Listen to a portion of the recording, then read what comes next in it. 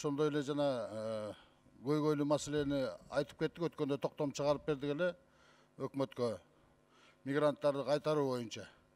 Бирок 200 самолет келди, андан кийин эле калганы ыз учуу боюнча ошол жерде күтүп отурушат да.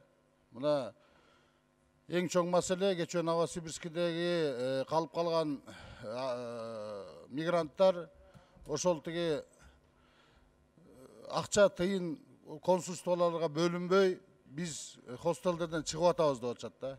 Эмне үчүн акча тыйындар ошолор бөлүнбөй атканына мындай өкмөттөн бир жооп алып койсок.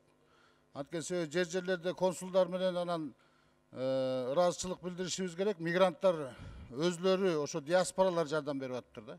Ал жерде тамак аштарына, ошо жерге төлөгөн акчаларына, аны ошон үчүн финансы жагындагы бир угуп койсок жакшы болмок да бүгүн. Эмне үчүн ошондой болуп атат? Анан могу Кипрдагы, Тайвандагы ушундай бир студенттерибиз каралбай калып атат деп атат да. Ушулар боюнча дагы мындай башка жактардагы студенттерди карап атабыз.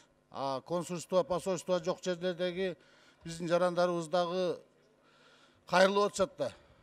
Биз окууга келгенбиз, эми студенттер кайда барабыз деп атышат да. Ушулар боюнча дагы МИДке бир тапшырма берип койсок жакшы болот эле да. Рахмат.